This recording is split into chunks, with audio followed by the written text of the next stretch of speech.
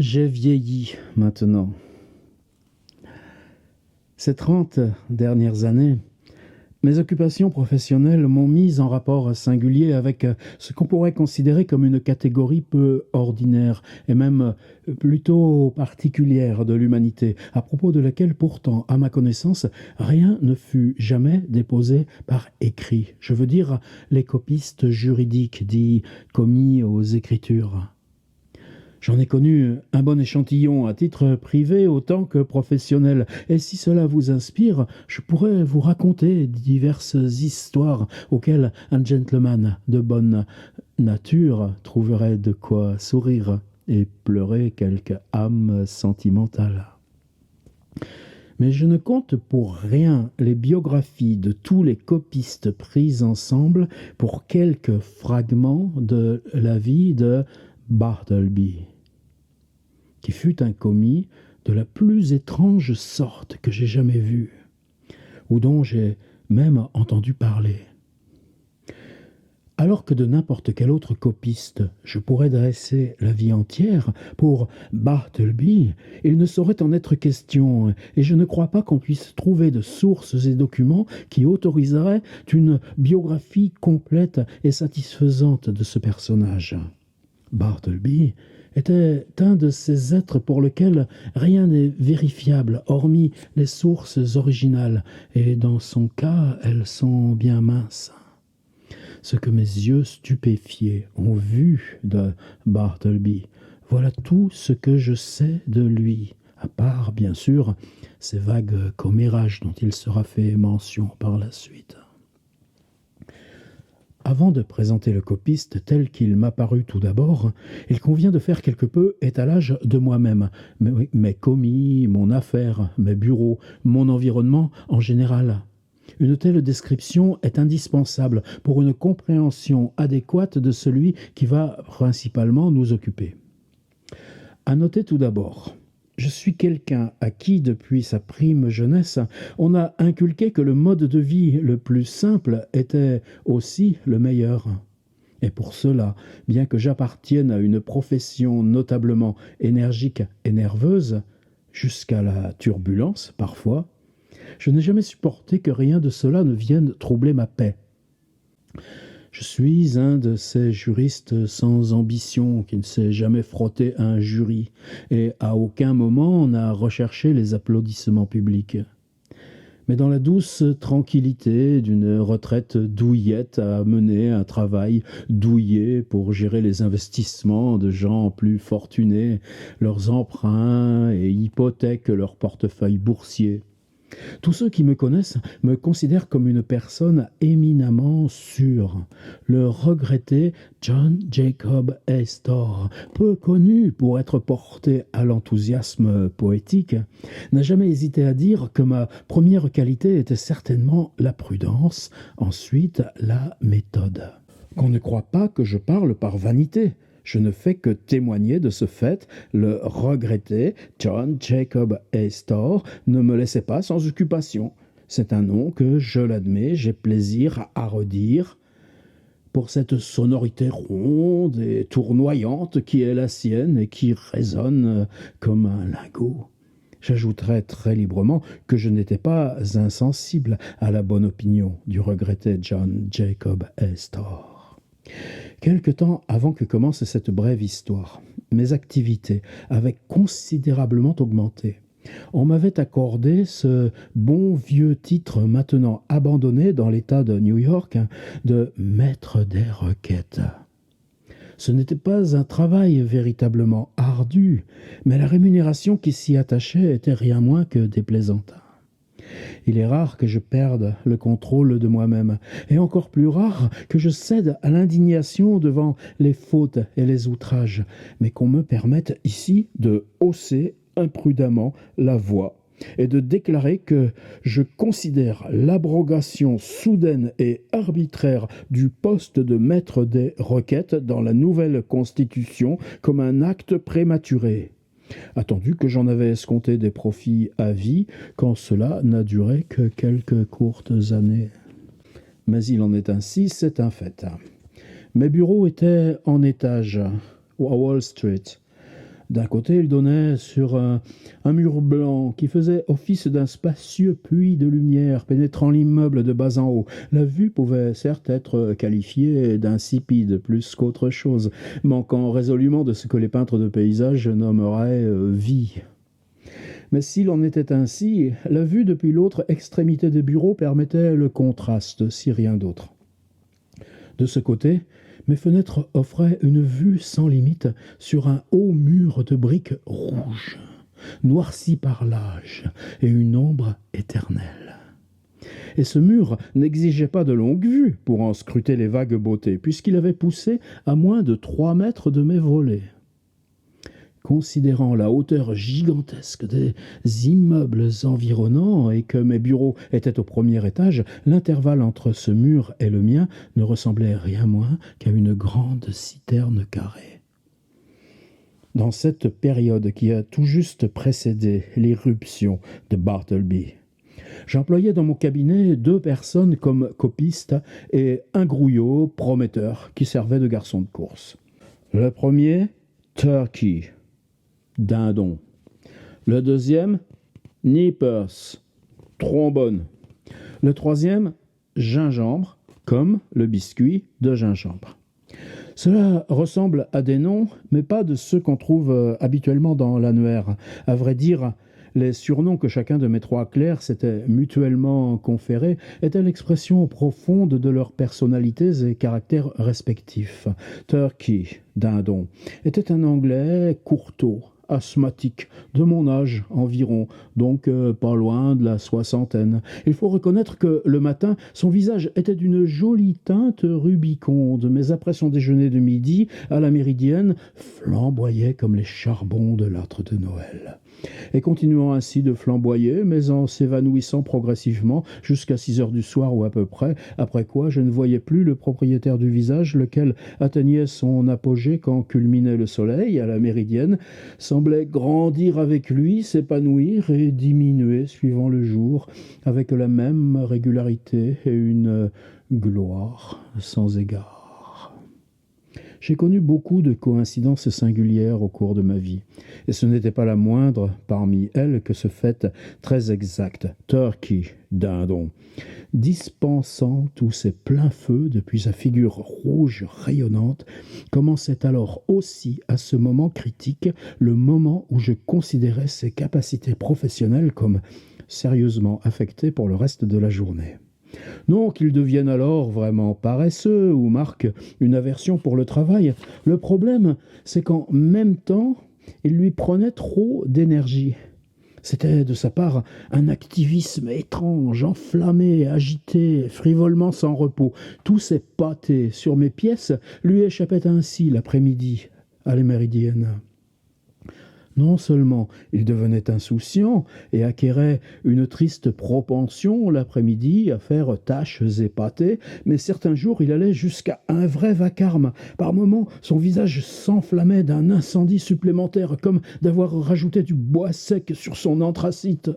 C'étaient de déplaisants raclements de chaises, sa boîte de sable renversée, ou, voulant raccommoder ses porte-plumes, les brisant en morceaux avec impatience et les jetant par terre dans une passion soudaine, se levant, se penchant au-dessus de sa table, boxant ses papiers de la façon la plus inconvenante. Et il était bien triste de constater cela chez un homme mûr comme il l'était.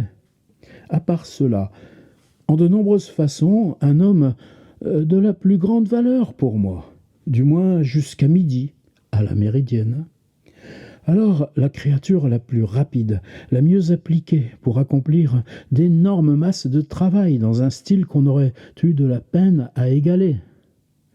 J'aurais bien souhaité passer outre à ses excentricités, même si, bien sûr, à l'occasion, je lui en faisais remontrance. Je le faisais avec précaution et douceur, cependant, parce que, tout en étant l'homme le plus civil et même le plus fade et le plus révérencieux le matin, l'après-midi, il devenait sujet à la provocation, à la langue la plus irréfléchie, on pourrait même dire insolente.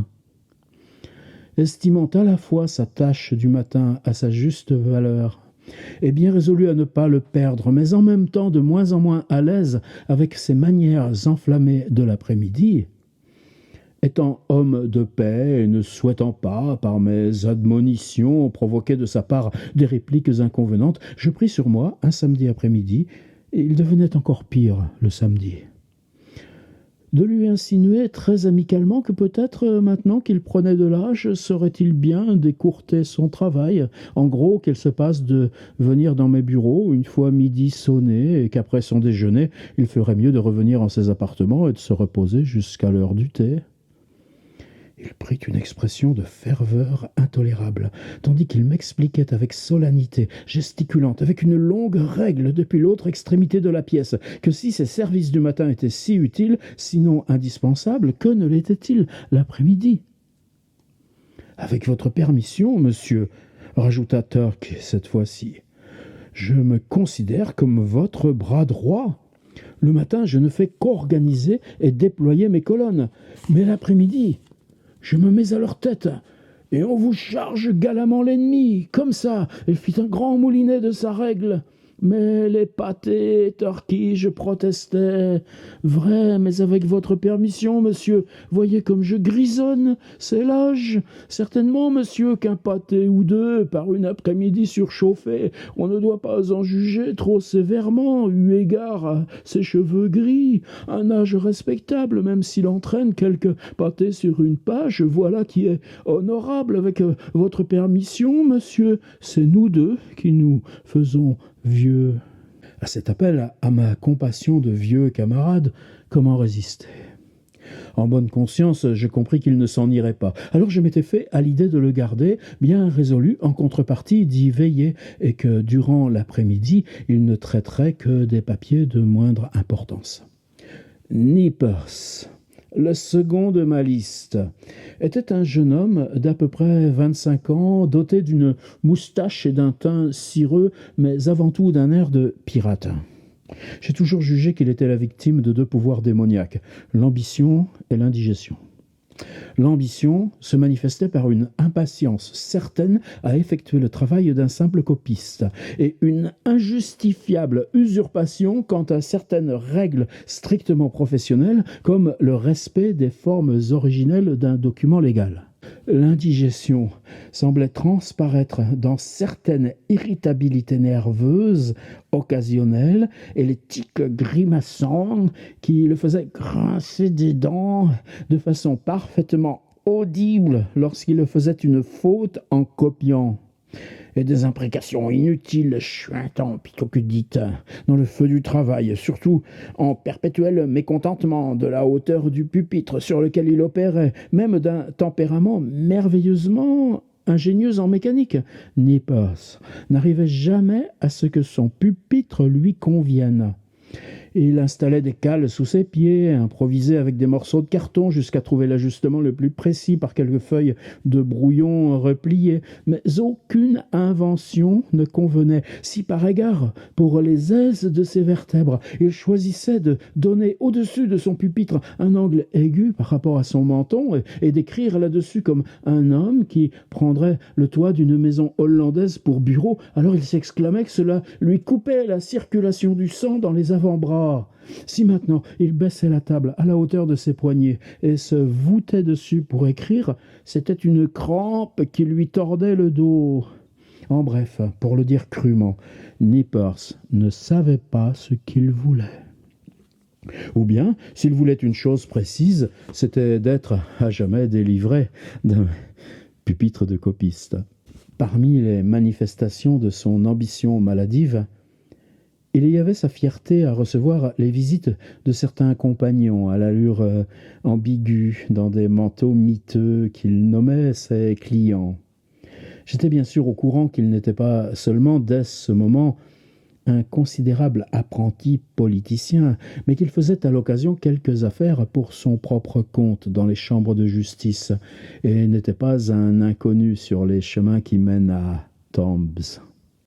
J'avais cependant de bonnes raisons de croire qu'un de ces individus qui venaient le demander jusque dans mes bureaux, et à propos de qui il insistait avec de grands airs que c'était un de ses clients, était probablement plutôt un créancier, et les titres de propriété supposés rien que ses impayés.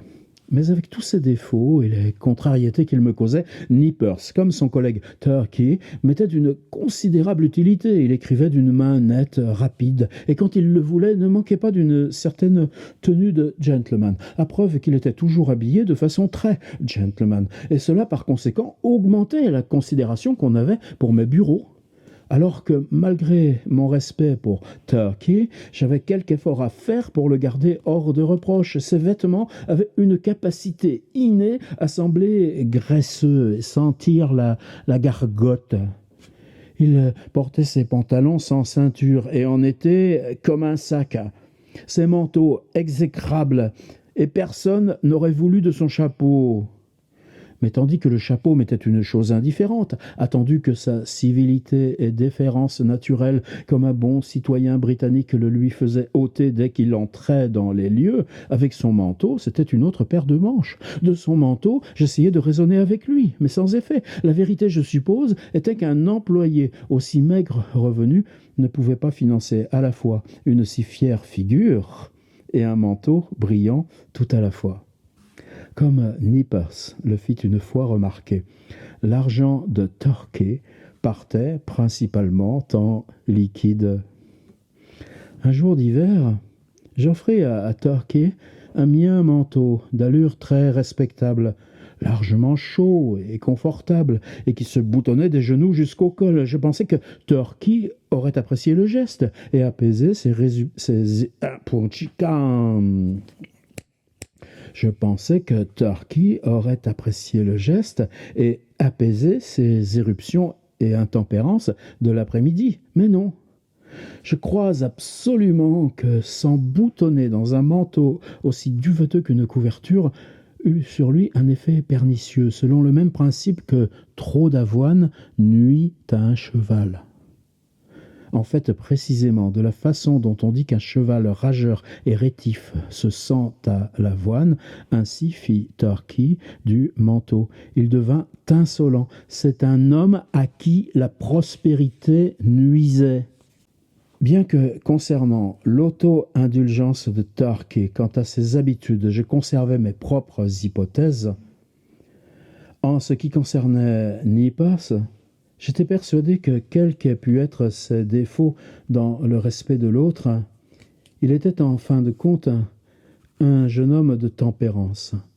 Mais bien sûr, la nature elle-même semblait avoir été sa mauvaise fée, et l'avoir chargé si rudement à sa naissance d'une disposition irritable et instable comme l'eau et le brandy, que tout correctif ultérieur était inutile. Quand je considérais comment, dans le calme de nos bureaux, Nippers se levait parfois brutalement de sa chaise, plongeait par-dessus sa table, envoyant ses bras de chaque côté, empoignant le pupitre tout entier, le poussant, le brassant, avec un sinistre et grinçant raclement sur le sol, comme si la table était un objet délibérément pervers. Décidé à le contrarier, à le vexer, je percevais clairement que modérer Nippers était aussi facile que doser l'eau dans le brandy. J'avais l'insigne chance, considérer sa clause particulière, l'indigestion, que l'irritabilité et sa conséquence nerveuse étaient pour Nippers principalement observables le matin, tandis que l'après-midi, il était comparativement radouci.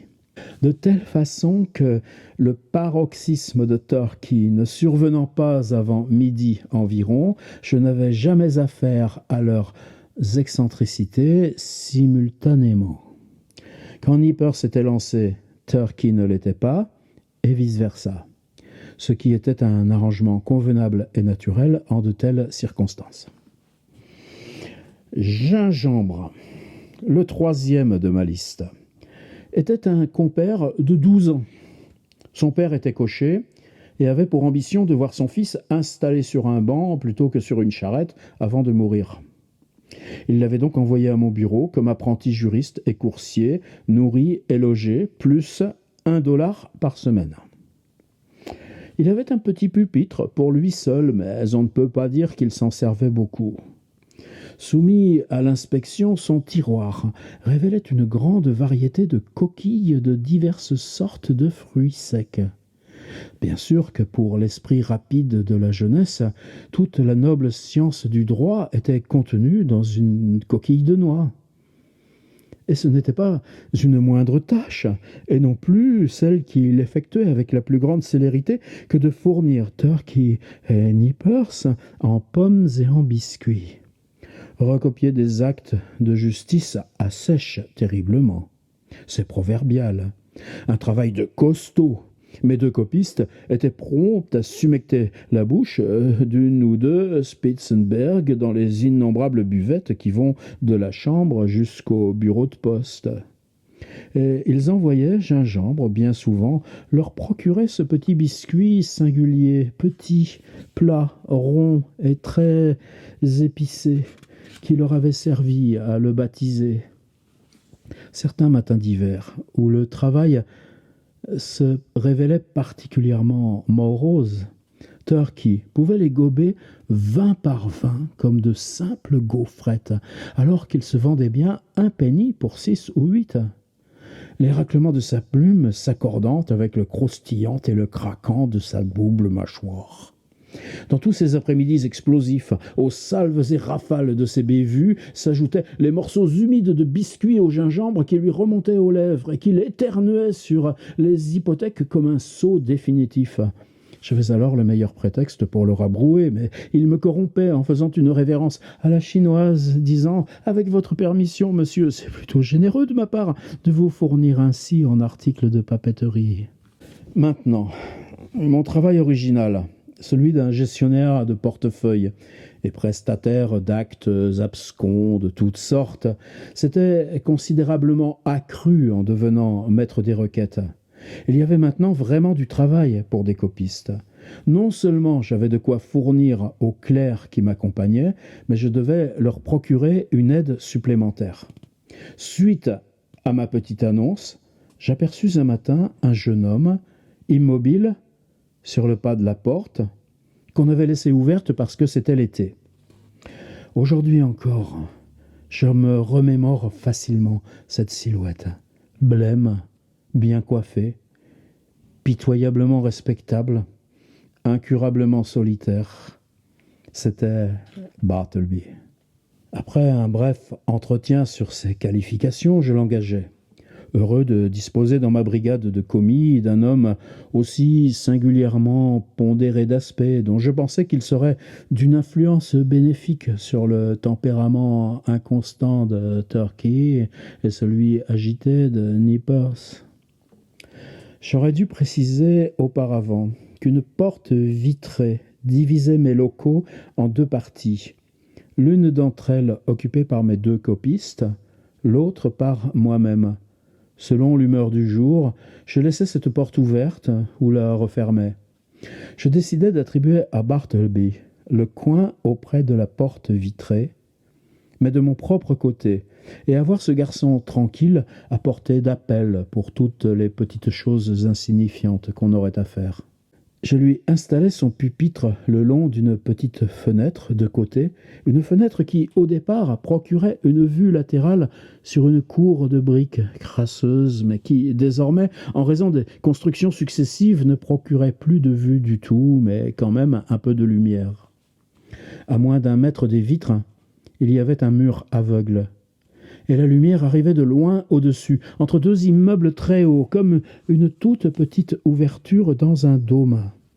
Pour un arrangement satisfaisant, j'achetai un haut paravent en accordéon vert qui isolerait complètement Bartleby de ma vue, mais le garderait à portée de voix.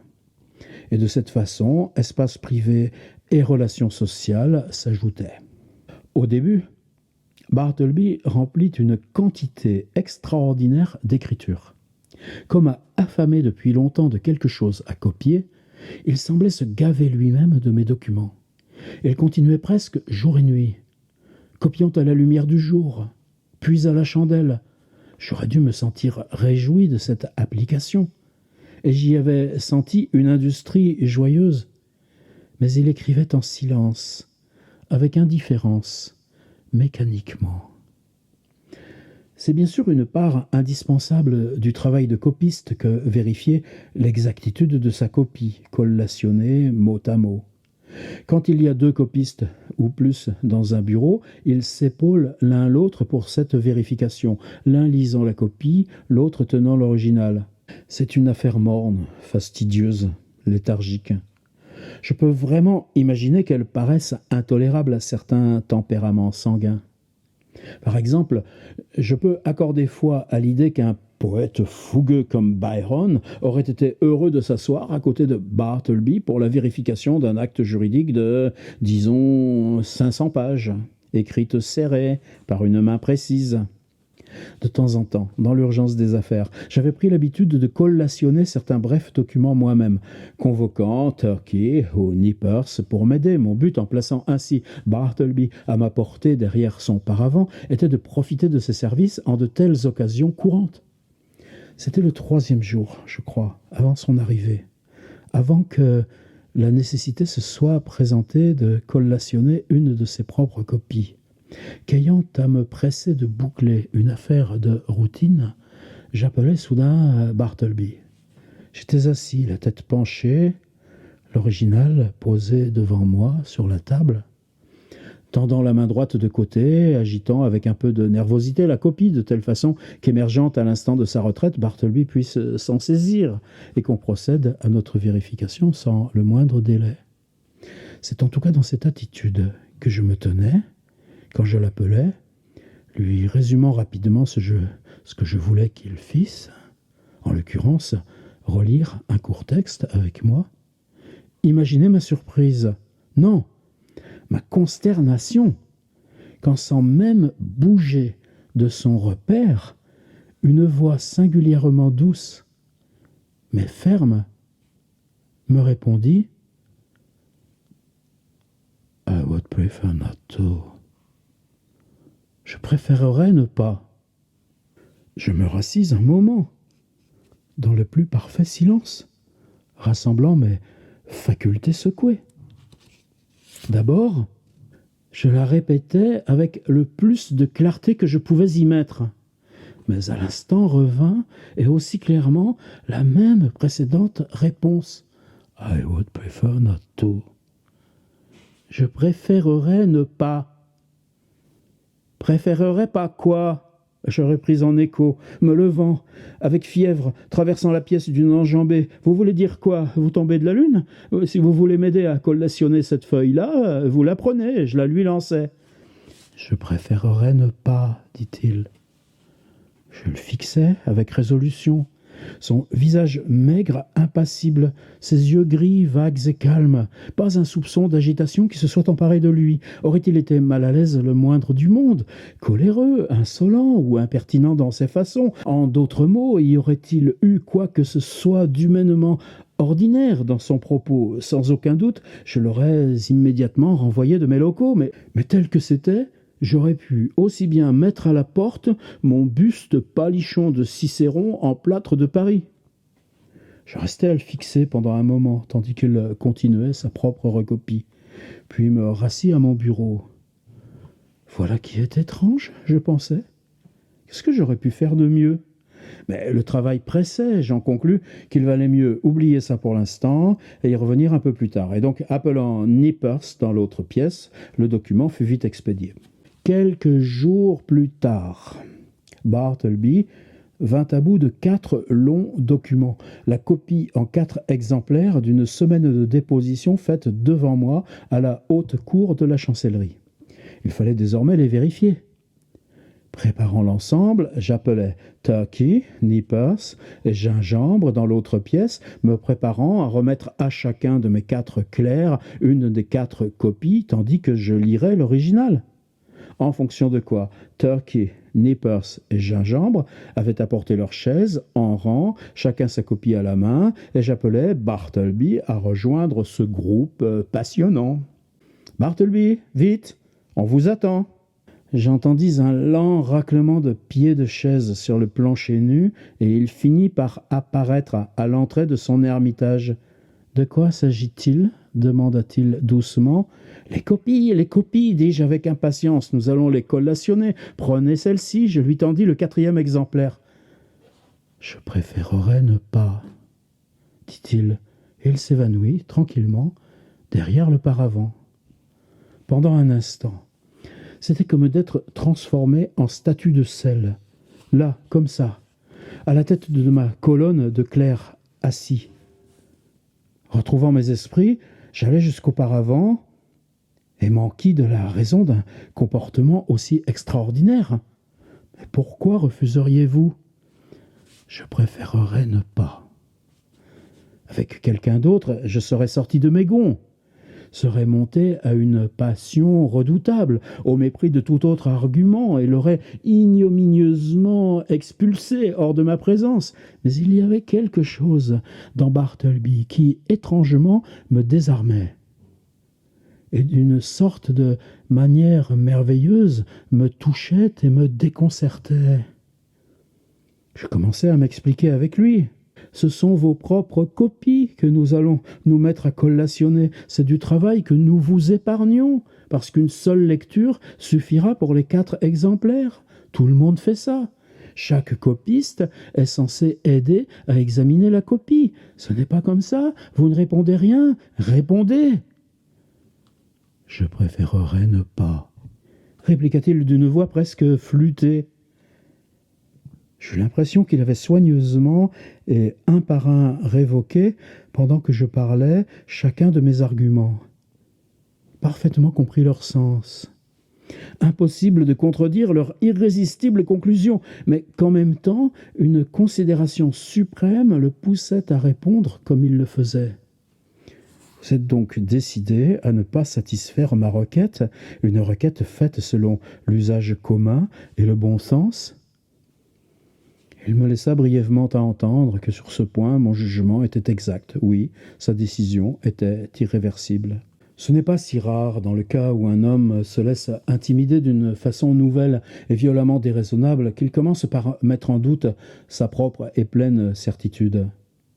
Il commence vaguement à conjecturer, comme si c'était le cas, que toute la raison et la justice sont de l'autre côté. Par conséquent, si quelques personnes non concernées sont présentes, il se tourne vers elles pour tenter de réconforter son esprit chancelant. « Turkey, demandai-je, que pensez-vous de cela, n'ai-je pas raison ?»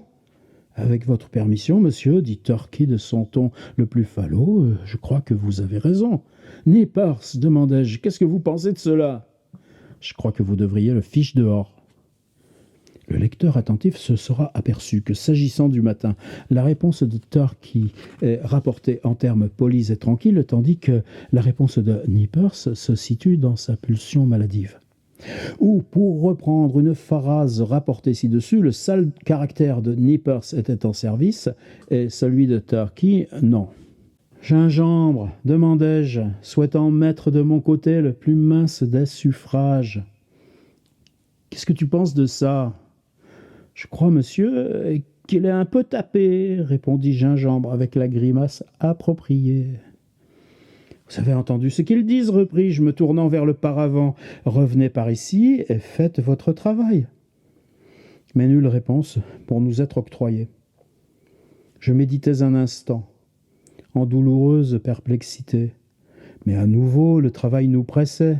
Je me résolus à nouveau à repousser à de futurs loisirs la résolution du dilemme. Avec quelques difficultés, nous nous sortîmes de l'examen des papiers sans Bartleby, même si chaque fin de page, ou presque, Turkey émettait avec déférence l'avis que cette façon de procéder était hors du commun, tandis que Nippers balançait sa chaise avec une nervosité presque épileptique, grinçait entre ses dents ses plus belles malédictions contre le malotru récalcitrant caché derrière son paravent. Et pour ce qui était de lui, Nippers, ce serait la première et dernière fois qu'il ferait le boulot d'un autre type sans être payé. Et malgré cela, Bartleby se tint assis dans son ermitage, oublieux de tout ce qui n'était pas sa propre activité. Quelques jours encore passèrent. Le commis aux Écritures employait un autre long travail. Sa récente et remarquable conduite m'avait amené à surveiller ses manières de près. Je remarquai qu'il ne s'en allait jamais déjeuner, ni même qu'il ne s'en allait jamais nulle part, et même qu'à ma connaissance personnelle, je ne l'avais jamais vu quitter le bureau. Il en était comme la perpétuelle sentinelle. Vers 11 heures du matin, cependant, à la fin de la matinée, je remarquai que Gingembre s'avançait jusqu'à l'ouverture du paravent de Bartleby, comme appelé par un geste silencieux qui me restait invisible d'où j'étais assis.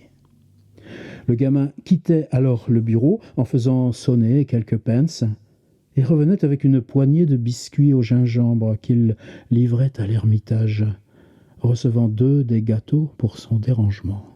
Il vivait donc de biscuits au gingembre, je pensais, ne prenait jamais un repas à proprement parler. Il devait être végétarien, alors? Mais non, il ne mangeait même pas de légumes. Il ne mangeait rien que des biscuits au gingembre. Je me laissais aller à des rêveries quant à l'effet probable sur la constitution humaine d'une vie entièrement basée sur les biscuits au gingembre. On les appelle ainsi biscuits au gingembre parce qu'ils contiennent du gingembre parmi leurs constituants principaux et que c'est celui qui leur donne leur arôme principal. Mais qu'est-ce que le gingembre? Une chose forte et épicée? Est-ce que Bartleby était fort et épicé? Pas du tout. Le gingembre n'avait aucun effet sur Bartleby. Il préférait même probablement qu'il en soit ainsi. Rien de plus exaspérant pour une personne sérieuse qu'une résistance passive. En tout cas, si la personne ainsi mise à l'épreuve n'est pas dépourvue d'humanité, si celle qui résiste est parfaitement inoffensive dans sa passivité, alors, dans les meilleurs moments du premier, il permettra charitablement à son imagination d'interpréter ce qui lui est impossible de résoudre par le jugement. Même en ce cas, la plupart du temps, je surveillais Bartleby et ses façons. Pauvre type, pensais-je, il n'y voit pas malice. C'est évident qu'il n'y met pas d'insolence. Son aspect prouve suffisamment que ses excentricités sont involontaires. Il m'est utile. Je peux me débrouiller de lui comme ça. Si je les renvoie, il y a bien des chances qu'il tombe chez un patron moins indulgent, où il sera vite maltraité et finalement conduit à traîner la misère. Oui, je pouvais de cette façon m'accorder à peu de prix une délicieuse auto-approbation. Venir en aide à Bartleby, se prêter à son étrange volonté, ne me coûtait rien, ou si peu, tandis que j'emmagasinais dans mon âme ce qui me resterait sinon en travers de la conscience. Mais cela ne me mettait pas cependant l'esprit au beau fixe. La passivité de Bartleby me poussait régulièrement à la colère. Je me sentais étrangement aiguillonné à le provoquer dans une nouvelle opposition et susciter au moins une étincelle de réaction qui pourrait enfin revenir de lui à moi. Mais bien sûr, j'aurais pu aussi bien essayer d'enflammer un savon de Marseille avec mes allumettes. Un après-midi, le démon en moi me reprit et la petite scène ci-dessous s'ensuivit. « Bartleby, dis-je, quand vous aurez fini de recopier ces papiers, nous les collationnerons, vous et moi. » I would prefer not to. Je préférerais ne pas. Comment? Vous n'allez quand même pas vous obstiner à un caprice aussi buté? Pas de réponse. J'ouvris en grand la porte de séparation et me retournant vers Turkey et Nippers, je m'écriai de la façon la plus énervée. Et voilà qu'une deuxième fois, il prétend ne pas vérifier sa copie. Vous en pensez quoi, Turkey? C'était l'après-midi. Souvenez-vous-en. Turkey était assis, rutilant comme une bouilloire de cuivre, de la vapeur autour de sa tête chauve, ses mains moulinant ses feuilles remplies de taches. « Ce que j'en pense, rugit Turkey, j'en pense que je vais juste m'en aller derrière ce paravent et lui frotter un peu les oreilles. » Et comme il le disait, Turkey se redressa sur ses jambes, se mit les bras en position de boxeur. Il s'en allait tout droit accomplir ce qu'il avait promis quand je le retins, effrayé par l'esprit de la combativité imprudemment éveillé de Turkey en plein après-midi. « Asseyez-vous, Turkey, j'ordonnais. Écoutons ce que Nippers va nous dire. » Que pensez-vous de cela, Nippers? Est-ce que je n'aurais pas raison de licencier immédiatement Bartleby? Mes regrets, monsieur, c'est à vous d'en décider. Je trouve ce comportement hors du commun et injuste, bien sûr, vis-à-vis de Turkey et de moi-même, mais c'est peut-être juste une toquade provisoire. Ah, je m'exclamais. Vous avez drôlement changé d'état d'esprit. Vous parlez bien gentiment de lui, maintenant. C'est la bière, cria Turkey. Sa gentillesse, c'est l'effet de la bibine. Nippers et moi, on a déjeuné ensemble ce midi. Vous voyez, comme je suis gentil, moi. Alors j'y vais, je lui frotte les oreilles. Vous parlez de Bartleby, je suppose? Non, pas pour aujourd'hui, je répliquai. Je vous en prie, desserrez vos poings. Je refermai la double porte. Revins de nouveau vers Bartleby. Je me sentais des arguments supplémentaires à provoquer le destin. Je brûlais de l'affronter à nouveau. Je me souvins que Bartleby ne quittait plus jamais le bureau. Bartleby, je lui dis, Gingembre est sorti. Vous allez faire un saut jusqu'à la poste, d'accord? C'était juste à 3 minutes à pied. Vous vérifierez si rien n'est arrivé pour nous. I would prefer not to. Vous préféreriez quoi? Je préférerais ne pas. Je me rassis à mon bureau et m'enfermais dans un cas compliqué. Mon incurable aveuglement m'avait repris. Et y avait-il autre chose que je pouvais provoquer moi-même pour être ainsi repoussé par cet être malingre et sans le sou, mon propre clerc rémunéré? Et y avait-il encore d'autres choses parfaitement sensées qu'il refuserait d'effectuer? Bartleby! Pas de réponse. Bartleby! Un ton plus fort. Pas de réponse. Bartleby! Je hurlai. Et comme un véritable fantôme suscité par la vertu d'une incantation magique, à la 3e sommation, il apparut à l'entrée de son ermitage. « Allez dans la pièce à côté et dites à Nippers de venir me voir. »« Je préférerais ne pas, » dit-il lentement et respectueusement, s'effaçant doucement. « Très bien, Bartleby, dis-je, dans une sorte de sévérité sereinement contrôlée, supposant le projet inéluctable d'une terrible rétribution toute prête à être délivrée. À ce moment, je prévoyais à moitié quelque chose de la sorte. Mais par-dessus tout, c'était mon heure de déjeuner. Je pensais que le mieux était de coiffer mon chapeau, de rentrer à la maison pour le reste de la journée, en proie à la plus grande perplexité et au désarroi. Dois-je le reconnaître? La conclusion de cette affaire fut qu'il devint bientôt définitivement convenu dans nos bureaux qu'un jeune et pâle commis aux Écritures, du nom de Bartleby, avait ici son pupitre, copiait pour moi, au tarif habituel de 4 cents la page de 100 mots, mais était dispensé en permanence de collationner son propre travail, cette tâche étant transférée à Turkey et Nippers par grâce spéciale de leur perspicace employeur. Bien plus, Bartleby n'était en aucun cas affecté à une de ces tâches triviales de toutes sortes, et si vraiment il nous prenait l'idée de le lui demander, on comprenait très vite qu'il préférait ne pas.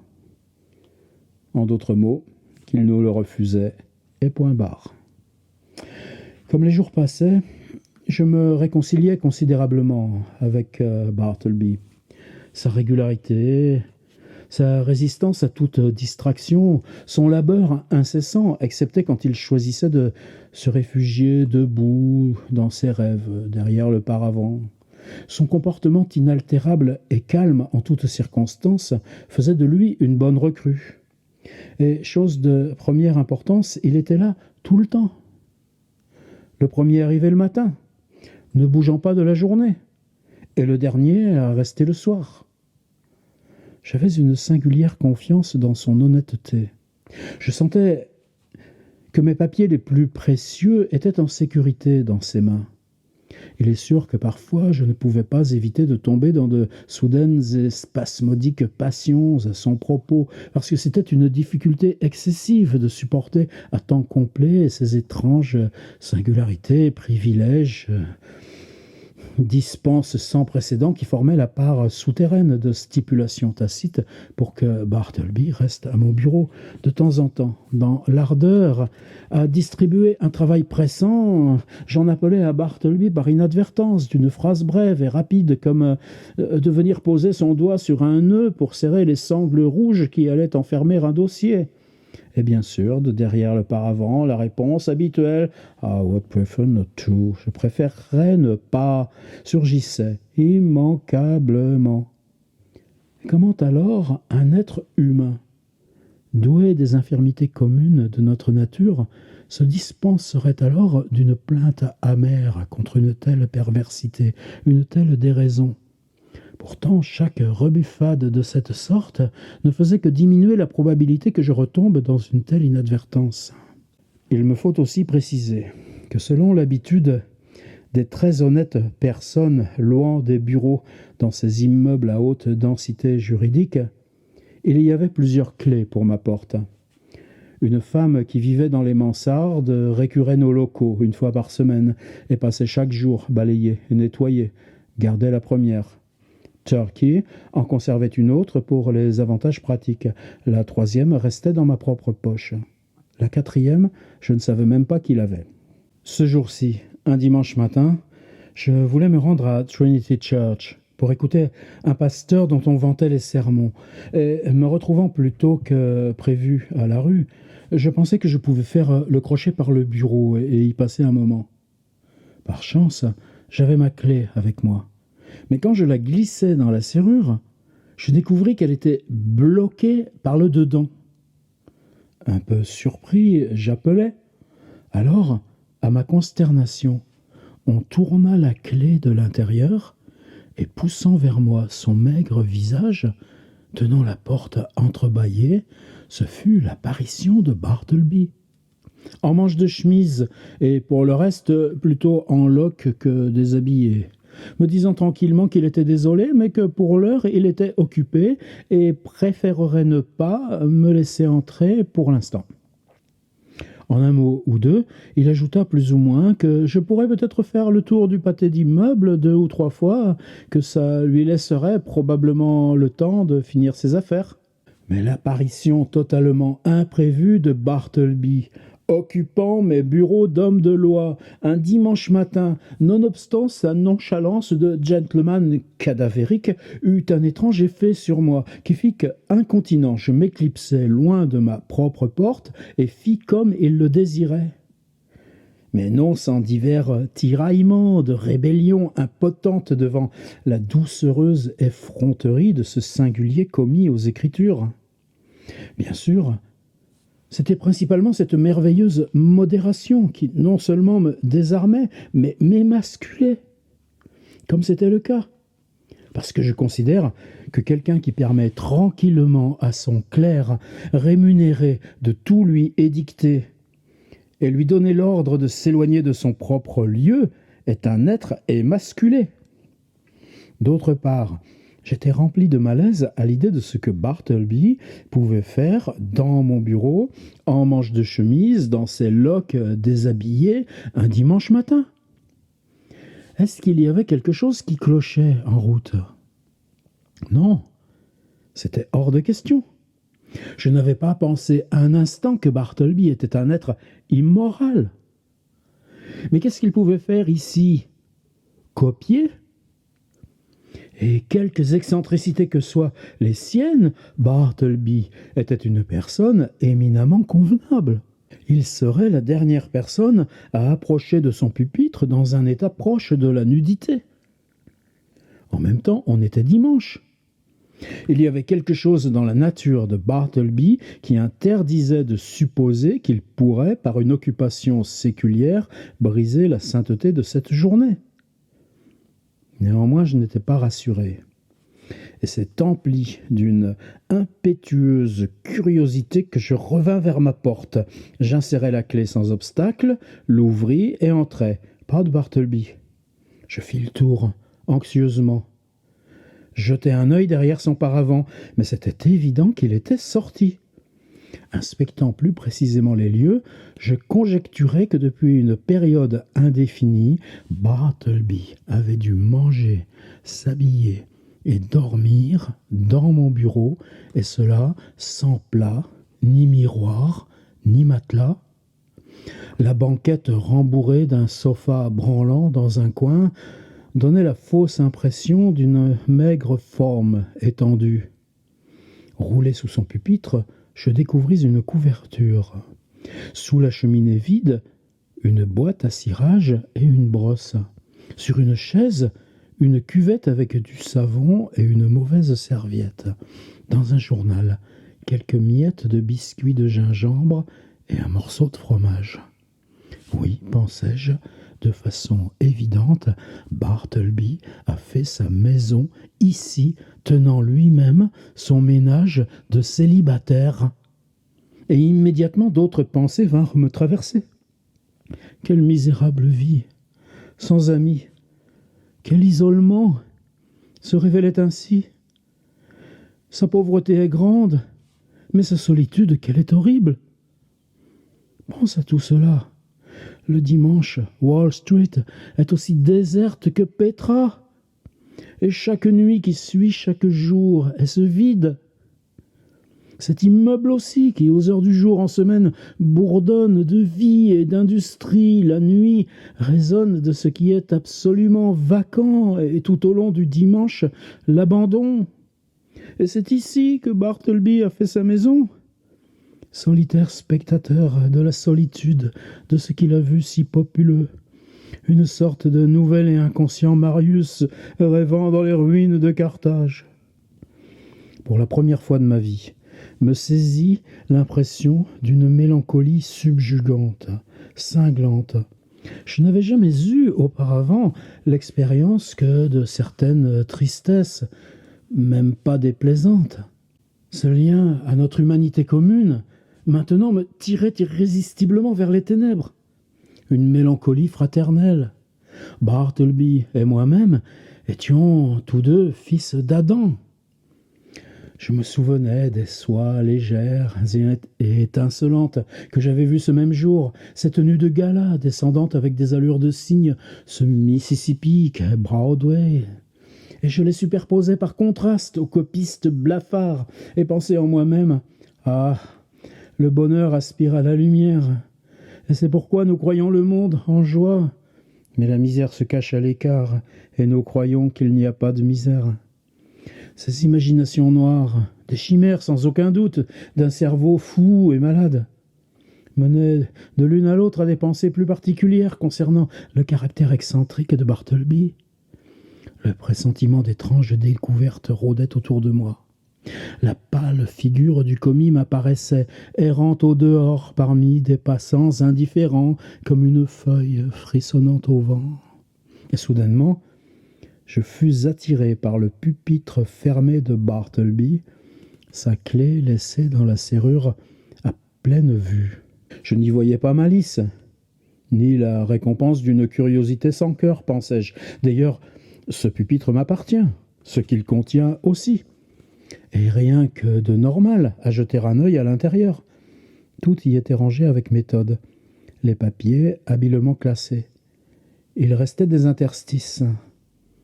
Et je fouillais à travers les piles.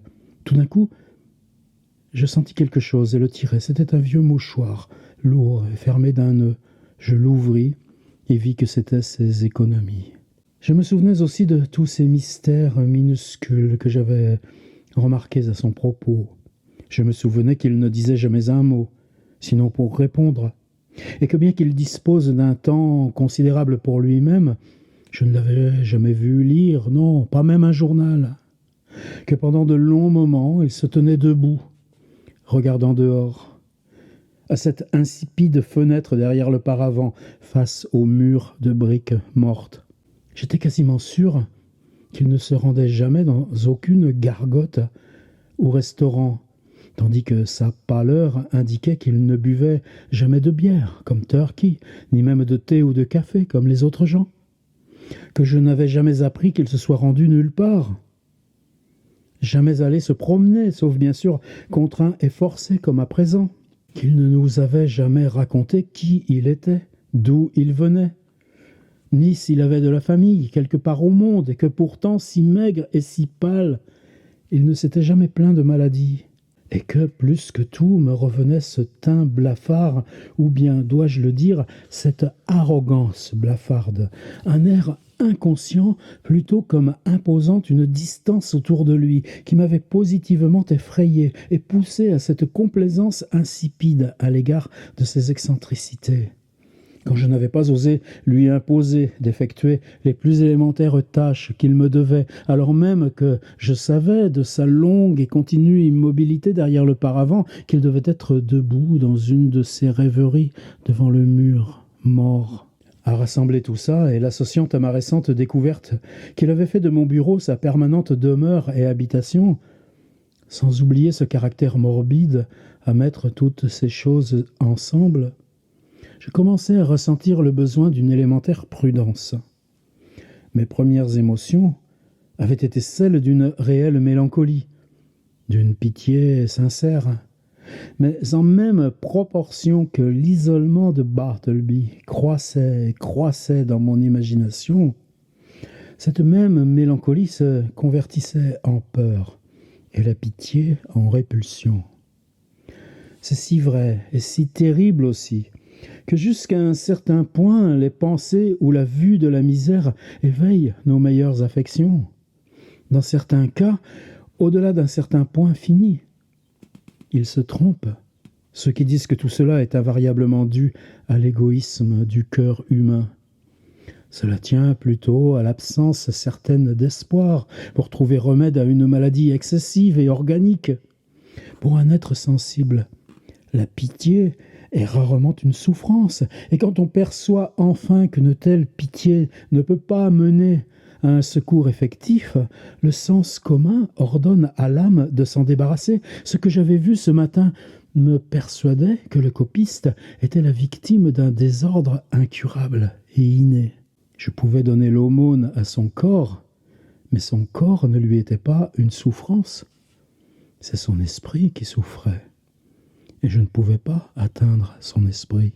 Je n'accomplis pas mon projet d'aller jusqu'à l'église de la Trinité ce matin-là. D'une certaine façon, les choses que j'avais vues me dispensaient pour l'instant d'aller à l'église. Je revins chez moi, pensant à ce que je devais faire concernant Bartleby. Finalement, je me résolus à ceci. Je lui poserai calmement, le lendemain matin, quelques questions concernant son histoire, etc. Et s'il se refusait à y répondre ouvertement et sans réserve, et je supposais qu'il préférerait ne pas, alors je lui donnerai une prime de $20 en su et au-delà de ce que je lui devais, et lui dirai que je n'avais pas besoin plus longtemps de ses services. Mais que si, d'une façon ou d'une autre, je pouvais lui rendre service, je serais heureux de m'en acquitter, notamment s'il souhaitait repartir vers sa ville natale, n'importe où qu'elle puisse être. J'étais prêt à en supporter la dépense. Encore mieux, si après être revenu chez lui, il se trouvait à n'importe quel moment en besoin d'aide, une lettre de lui ne resterait pas sans réponse. Arrive le matin suivant. « Bartleby, dis-je, l'appelant gentiment de derrière son paravent. Pas de réponse. « Bartleby, dis-je, dans un ton tout aussi gentil. Venez par ici. Je ne veux pas vous demander quoi que ce soit que vous préféreriez ne pas. Je voudrais juste vous parler. » Sur ce, il glissa sans bruit dans l'espace de ma vue. « Voudriez-vous me dire, Bartleby, la ville où vous êtes né? »« I would prefer not to. »« Je préférerais ne pas. » « Voudriez-vous me dire, Bartleby, quoi que ce soit à propos de vous? »« Je préférerais ne pas. » « Mais quelle objection raisonnable avez-vous quant au fait de me parler? Je ne sens rien que d'amical à votre égard. » Il ne me regardait pas, tandis que je parlais, mais gardait son regard fixé sur mon buste de Cicéron, qui, tel que j'étais assis, était directement derrière moi, une quinzaine de centimètres au-dessus de ma tête. « Qu'avez-vous à répondre, Bartleby ?» dis-je, après avoir attendu un temps suffisamment considérable pour une réponse, temps pendant lequel il garda une terrible contenance sur laquelle ne paraissait que le plus faible tremblement concevable de la ligne plus pâle de sa bouche. Pour l'instant, je préférerais ne pas donner réponse, dit-il, et il repartit dans son ermitage. C'était encore plutôt faible en moi, je le confesse, mais ses manières, à cette occasion, m'agacèrent. Non seulement elle semblait se réfugier dans un certain calme dédain, mais sa perversité me semblait ingrate, eu égard aux indéniables façons les plus correctes et l'indulgence qu'il avait reçue de moi. Une nouvelle fois, je m'assis, ruminant ce que je devais en conclure, mortifié comme je l'étais par son comportement, et résolu comme je l'étais à le renvoyer dès que j'entrerais dans le bureau, je ressentais néanmoins quelque chose de superstitieux grattant à mon cœur, m'interdisant d'aller au bout de ma décision, me dénonçant comme un scélérat si j'osais chuchoter le moindre mot amer contre ce désespéré de l'humanité. Enfin, tirant familièrement ma propre chaise derrière son paravent, je m'assis et dis « Bartleby, ça m'est égal que vous me révéliez ou pas votre histoire. Mais je vous supplie, en ami, d'obtempérer autant qu'il doit l'être aux usages de votre emploi. Dites-moi que vous aiderez à collationner les copies demain ou dans les prochains jours. Dites-moi que dans un jour ou deux, vous commencerez à être un peu plus raisonnable. Dites-le, Bartleby. Pour l'instant, je préférerais ne pas être un peu raisonnable, fut sa doucereuse réponse de cadavre. Juste à cet instant, la porte de séparation s'ouvrit, Nippers entra. Il semblait souffrir d'une insomnie inhabituelle, due à une ingestion plus sévère qu'à l'ordinaire. Il surprit les derniers mots de Bartleby. « Profiterait ne pas, hein ?» grinça Nippers. « Je préférerais lui, si j'étais vous. Monsieur, il s'adressait à moi. Je le préférerais, je lui donnerais la préférence. Fait fichu mule. De quoi s'agit-il, monsieur, qu'il préférerait ne pas faire, là, tout de suite ?» Bartleby n'avait même pas levé un sourcil. « Monsieur Nippers, répondis-je, je préférerais que pour l'instant vous vous retireriez. » C'est de cette façon que je me suis mis à involontairement utiliser le verbe « préférer » dans toutes sortes d'emplois, pas exactement indiqués. Et je frémissais à penser que mes rapports avec mon commis m'avaient dès à présent et sérieusement affecté au mental. Quelle autre aberration encore plus profonde en découlerait ? Cette appréhension n'avait pas été sans efficacité pour me pousser à des moyens supplémentaires. Comme Nippers s'en allait, la mine aigre et boudeuse, Turkey s'approcha mollement et référencieusement.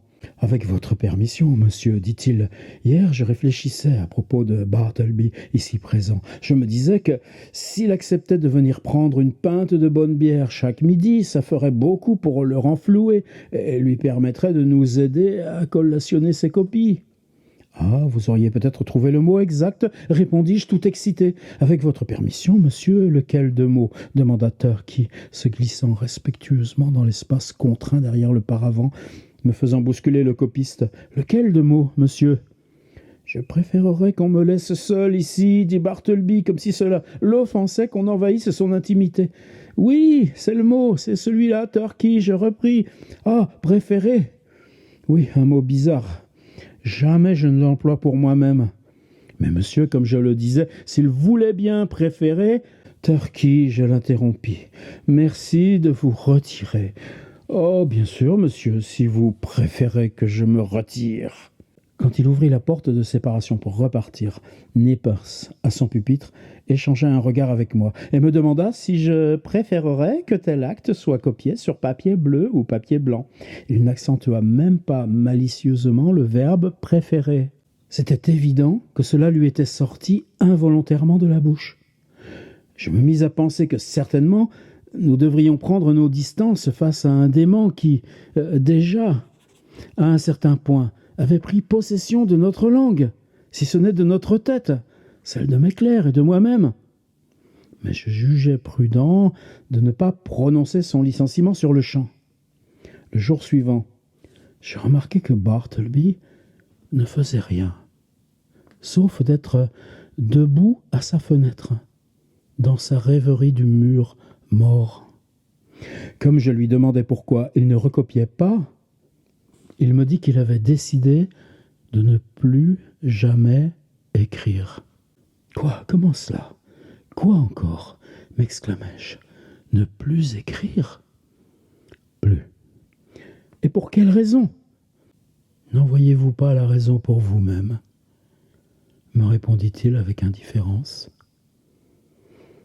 Je le regardais d'un air inébranlable et m'aperçus comme ses yeux semblaient ternes, vitreux. Je pensais immédiatement que copier avec une telle et exemplaire diligence toutes ces premières semaines auprès de cette fenêtre glauque avait pu temporairement altérer sa vision.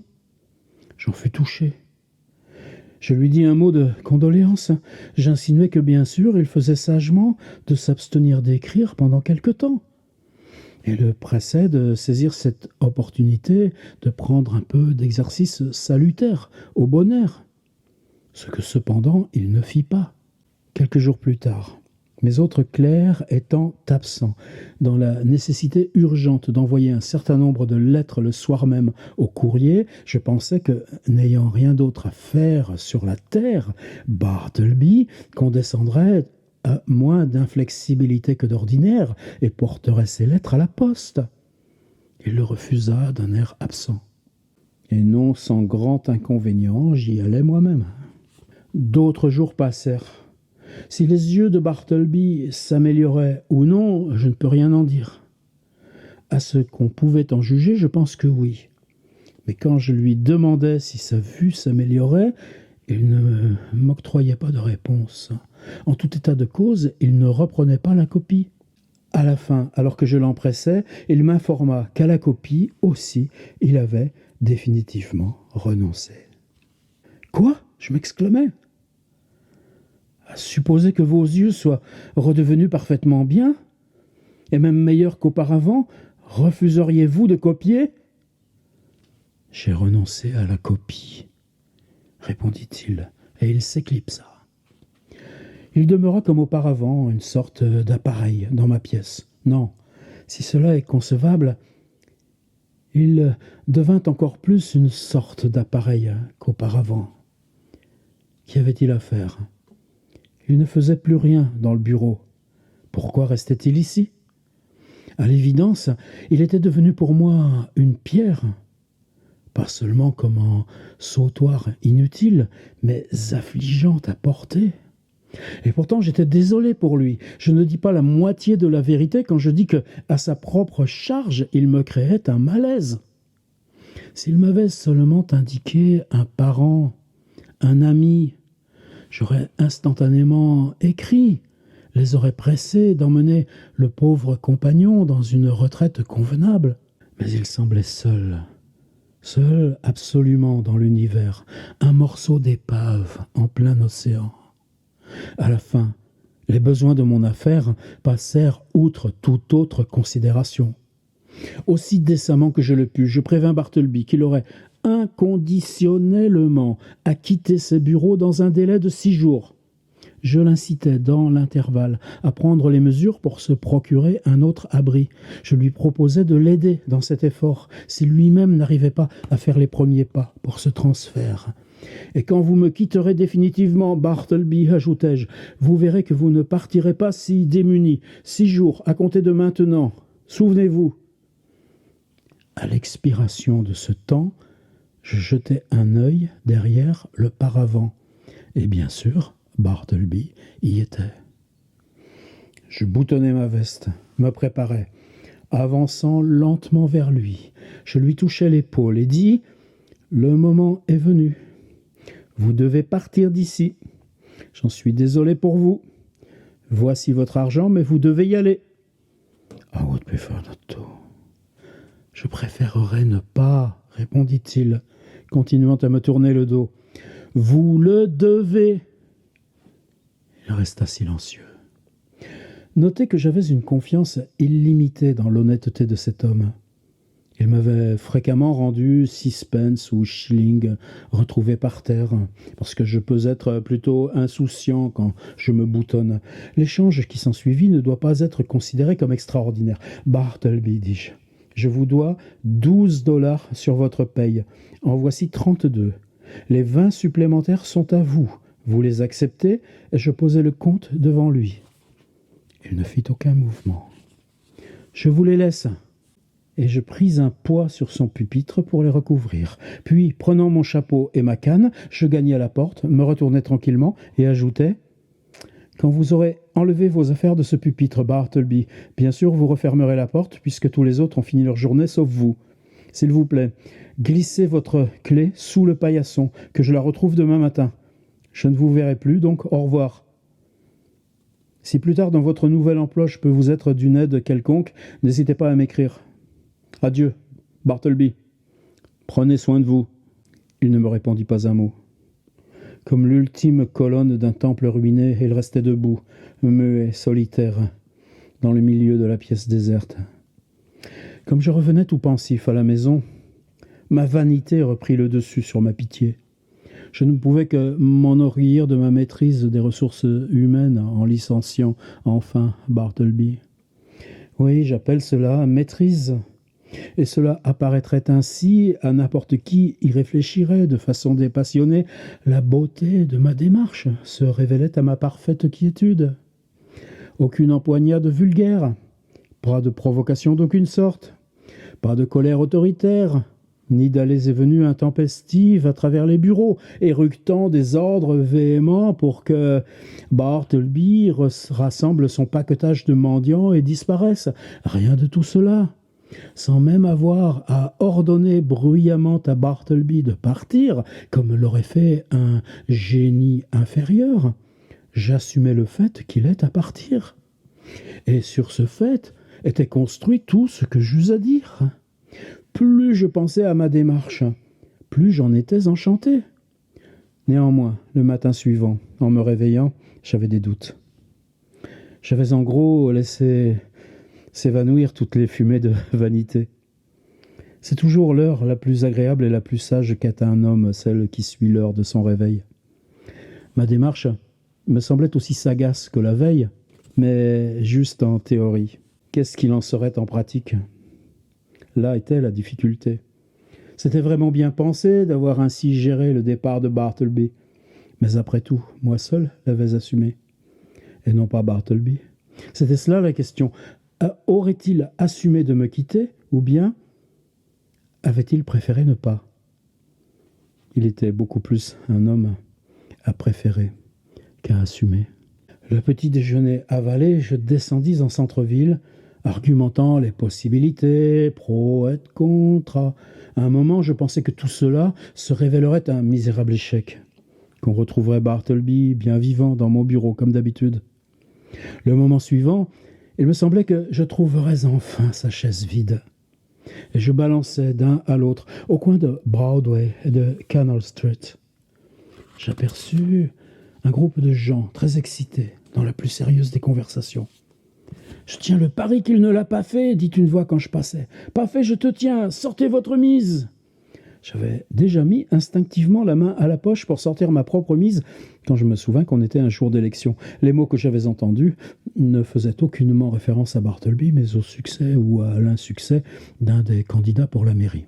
Obnubilé comme je l'étais, je m'imaginais que tout Broadway partageait mon souci et discutait de la même question. Je m'éloignais, très reconnaissant au vacarme de la rue d'avoir occulté ma provisoire absence d'esprit. Comme je l'avais prévu, j'étais plutôt que de coutume à la porte du bureau. Je restai à écouter un moment. Tout était calme. Il devait être parti. J'essayai la serrure. La porte était verrouillée. Ainsi, ma démarche avait fonctionné comme un charme. Il avait bien sûr dû s'évanouir. Pourtant, une certaine mélancolie s'y mêlait. Je m'excusais presque de mon si brillant succès. Je fouillais sous le paillasson pour retrouver la clé que Bartleby avait dû me laisser, quand mon genou heurta involontairement le panneau, émettant un bruit comme un appel à comparaître, et une voix parvint en réponse de l'intérieur. « Pas tout de suite, Je suis occupé. C'était Bartleby. J'étais abasourdi. Pendant un instant, je restais comme cet homme, la pipe à la bouche, un chaud après-midi sans nuages, il y a longtemps, en Virginie, frappé par un éclair d'été. Il avait été tué devant cette fenêtre où il se tenait et était resté penché là, tout cet après-midi de cauchemar, jusqu'à ce que quelqu'un le touche et qu'il tombe. « Pas parti », murmurai-je enfin. Mais obéissant de nouveau à cette extraordinaire ascendance que l'énigmatique copiste avait pris sur moi, et dont malgré mon irritation je ne pouvais complètement me déprendre, je redescendis lentement l'escalier, repris la rue, faisant le tour du bloc, examinai ce qu'il me restait à faire dans cette perplexité totalement inédite. Le mettre dehors juste en l'expulsant? Je ne pouvais pas. Le conduire jusqu'à la rue en l'appelant de tous les noms? Je ne saurais pas. Appeler la police était une idée déplaisante. Cependant, lui permettre de se réjouir de son triomphe cadavérique sur moi-même, cela non plus je n'osais pas y penser. Alors que faire?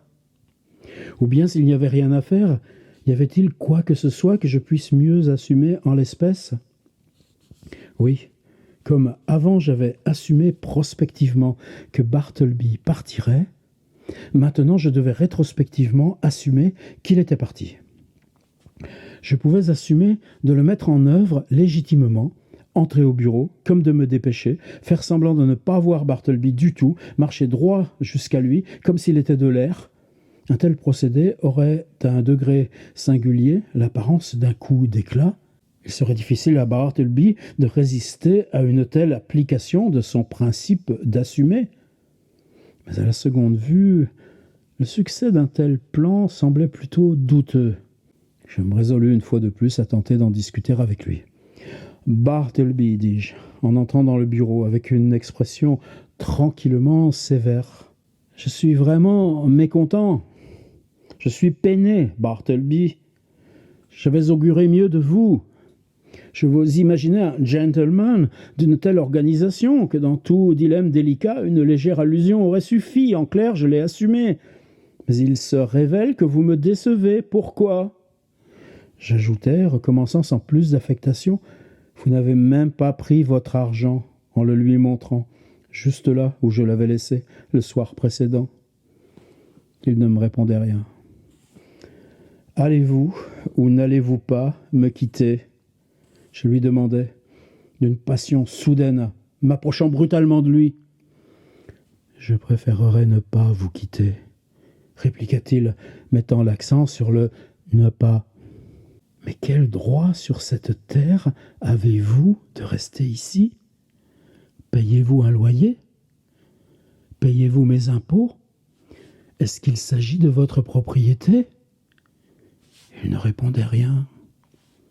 Êtes-vous prêt à travailler et à écrire désormais? Est-ce que vos yeux vont mieux? Pouvez-vous me copier un bref acte ce matin? Ou aider à collationner quelques lignes? Ou aller jusqu'à la poste? En un mot, ferez-vous la moindre petite chose qui donnerait consistance à votre refus de quitter les lieux? Et il se retira silencieusement dans son ermitage. J'étais dans un tel état de ressentiment nerveux que je pensais plus prudent de me garder pour l'instant d'autres démonstrations. Bartleby et moi étions seuls. Je me souvenais de la tragédie de l'infortuné Adams et de l'encore plus infortuné Colt dans le bureau solitaire de ce dernier. Comment le pauvre Colt, après avoir été ignominieusement provoqué par Adams et l'autorisant imprudemment à devenir encore plus énervé, avait sans y prendre garde précipité lui-même l'issue fatale, issue que personne ne pouvait certes plus déplorer que les protagonistes eux-mêmes. Cela m'avait souvent frappé dans mes réflexions sur le sujet qu'une telle altercation aurait eu lieu sur la voie publique, ou bien dans une maison privée, qu'elle ne se serait pas terminée comme elle l'a fait. C'était la simple circonstance d'être seul dans ce bureau vide, en étage, d'un immeuble où rien n'était voué ni humanisé par la vie domestique, un bureau sans tapis, sans nul doute d'apparence poussiéreuse et défaite, c'est ce qui avait dû se produire, et avait grandement contribué à augmenter le désespoir irrité de Colt l'infortuné. Mais quand ce vieux ressentiment de l'affaire Adams me revint et me tenta à propos de Bartleby, je me débattis et le rejetai. Comment? Simplement en me souvenant de l'injonction divine. Voici le nouveau commandement que je vous fais. Aimez-vous les uns les autres. Oui, c'est ce qui m'avait sauvé. Hors de plus hautes considérations, la charité opère souvent comme une profonde sagesse et un principe de prudence. Une belle sécurité pour qui l'applique. Des hommes ont commis le meurtre par jalousie, par colère, par haine, par égoïsme, par ambition intellectuelle. Mais je n'ai jamais entendu que personne n'ait commis un meurtre symbolique au nom de la douce charité. À tout prix, en cette occasion, j'avais à rabattre de mes sentiments d'exaspération envers le copiste et juger avec bienveillance de sa conduite. Pauvre type, pensais-je. Il n'a pas eu de mauvais but. Et à côté de ça, il en a vu de dur. On doit le lui pardonner. Je tentais immédiatement de m'occuper comme je le pouvais, et en même temps de compenser mon découragement. J'essayais de me convaincre qu'au cours de cette matinée et de son plein gré, Bartleby émergerait de son ermitage et tenterait une ligne de marche décidée en direction de la porte. Même pas. Arriva 12h30. Le visage de Turkey se mit à rougeoyer, renversant son encrier, recommençant son habituel tapage. Nippers s'amollissait progressivement jusqu'au calme et à la courtoisie. Gingembre grignotait sa pomme du déjeuner, et Bartleby restait debout devant sa fenêtre, dans une de ses plus profondes rêveries du mur mort. Devais-je l'en rémunérer, ou seulement l'en remercier? L'après-midi, je quittai le bureau sans lui avoir adressé un mot de plus. Quelques jours passèrent, pendant lesquels, à mes moments de loisir, je jetai un œil à la volonté selon Edwards et à la nécessité comme sacerdoce. En ces circonstances, ces livres me semblèrent un soulagement. Progressivement, j'en venais à me persuader que tous les troubles que j'éprouvais, liés à mon commis d'écriture, m'avaient été réservés depuis l'éternité, et que Bartleby m'était envoyé pour un mystérieux projet de la Providence, en sa haute sagesse, ce qu'il n'appartenait pas à un simple mortel comme j'étais délucidé. Reste, Bartleby, reste derrière ton paravent, je pensais. Je ne te persécuterai plus. Tu es aussi inoffensif et silencieux que ces vieilles chaises. En bref, je ne me sens jamais dans une telle intimité que quand je sais que tu es là. C'était ce que je voyais, ce que je sentais. Je pénétrais dans les buts mystérieux de ma vie. J'étais satisfait.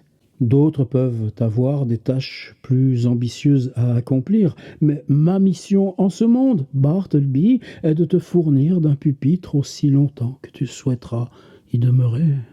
Je crois que cette sagesse et cet état d'esprit béni auraient pu se prolonger longtemps si ce n'avaient pas été les remarques non sollicitées et pas très charitables que me lançaient mes relations professionnelles quand je les accueillais dans mon bureau.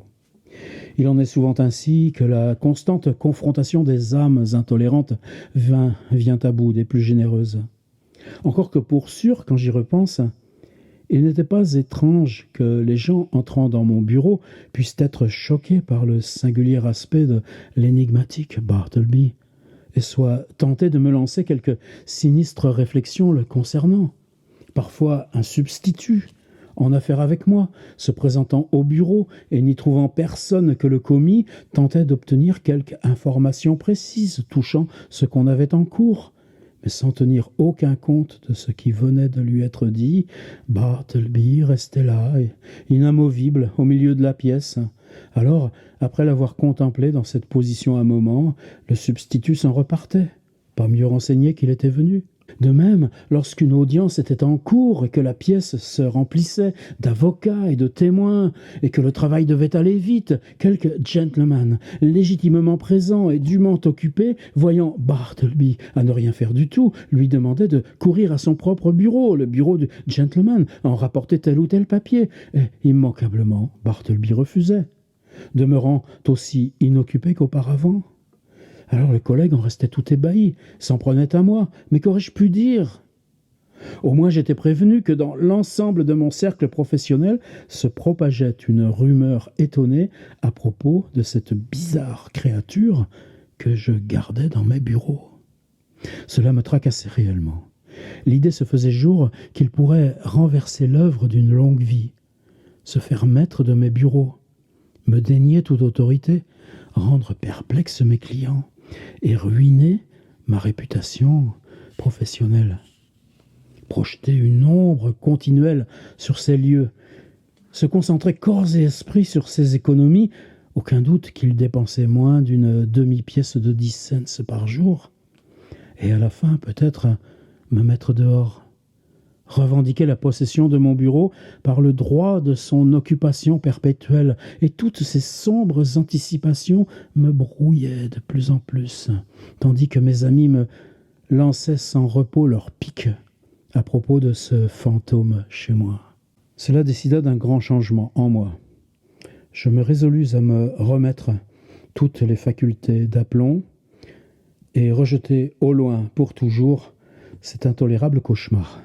Avant de me décider à un projet compliqué pour parvenir à mes fins, je commençai simplement par suggérer à Bartleby d'organiser lui-même son départ définitif. D'un ton calme et pondéré, je soumis cette idée à sa mûre et soigneuse considération. Mais ayant pris 3 jours pour y réfléchir, il me confirma que sa détermination finale restait la même, en bref, qu'il continuait à s'héberger chez moi. Que pouvais-je faire ? Me disais-je à moi-même, boutonnant mon manteau jusqu'au dernier bouton. Qu'allais-je faire ? Que pouvais-je oser ? Que pouvais-je en conscience décider à propos de cet homme, ou plutôt ce fantôme ? M'éloigner de lui, je le devais. Partir, il le ferait, mais comment ? Tu ne veux pas le chasser, le pauvre, pâle, passif, mortel. Tu ne veux pas mettre dehors une telle créature sans défense ? Tu ne veux pas te déshonorer par une telle cruauté ?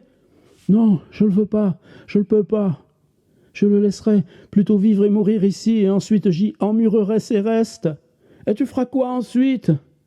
Aucune de tes cajoleries ne le ferait changer d'avis. En gros, c'est évident qu'il préfère se cramponner à toi. Il fallait faire quelque chose de sérieux, quelque chose d'inhabituel. Quoi ? Tu ne vas quand même pas le faire arrêter par un policier, envoyer son innocente pâleur à la prison des pauvres. Et sur quelle base vous appuieriez-vous pour qu'une telle chose soit faite ? Qu'il soit un clochard ? Quoi ? Il est un clochard ? Un vagabond qui refuse de déménager ? C'est parce qu'il ne veut pas être un clochard, justement, que tu veux le faire arrêter comme clochard. C'est absurde. Aucun moyen de vie, là tu le tiens. Faux, de nouveau, parce que, indubitablement, ses propres moyens lui suffisent. Et si ses possessions sont l'ultime preuve qu'un homme peut montrer de ses moyens, il peut en faire état. Alors rien d'autre. Puisqu'il ne veut pas me quitter, je dois le quitter. Je vais changer de bureau, déménager plus loin. Je l'en préviendrai, et que s'il tente une intrusion dans mes nouveaux locaux, je le poursuivrai comme un vulgaire cambrioleur. Et c'est ainsi que je fis. Le lendemain, je m'adressai à lui le premier. Ces bureaux sont vraiment trop loin de la mairie. L'air y est confiné. En résumé, j'ai le projet de déménager mes bureaux la semaine prochaine. Je n'aurai plus besoin de vos services. Je vous en préviens que vous ayez le temps de trouver un autre emploi.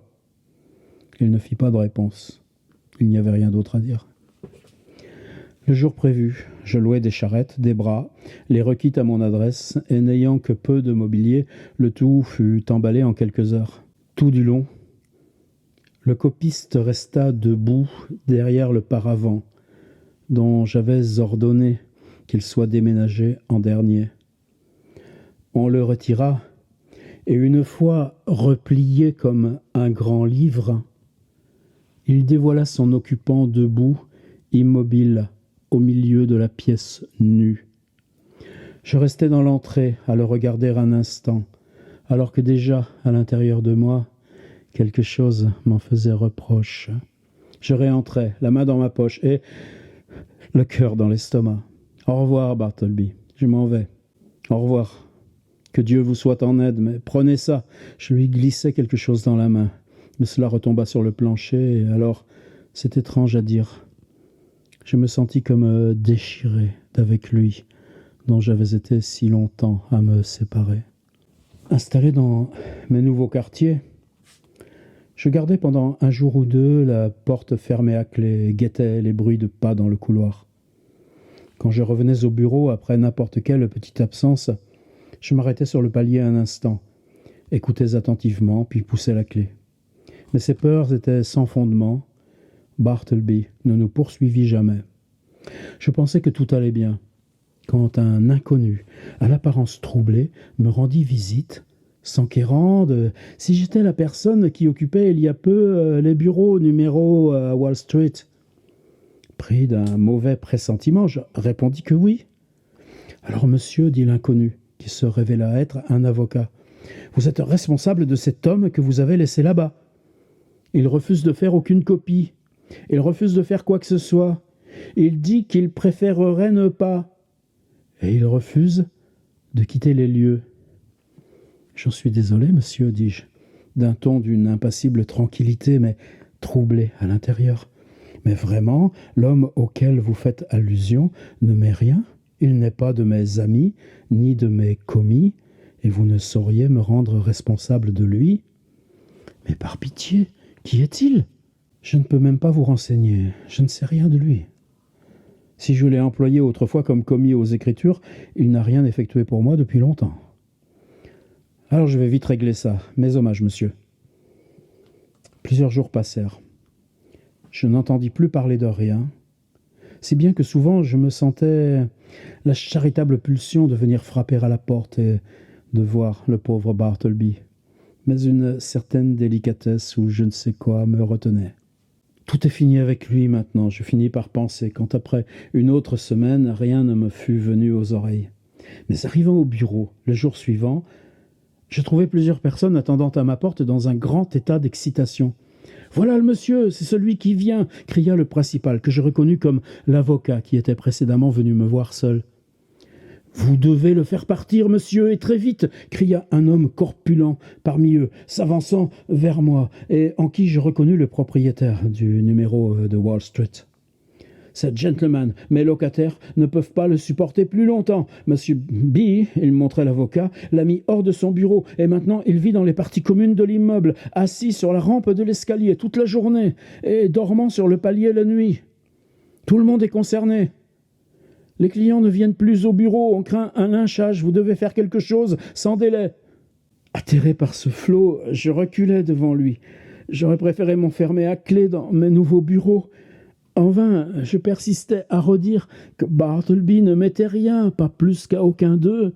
En vain, j'étais la dernière personne connue à avoir eu affaire avec lui, et il me tendait la facture.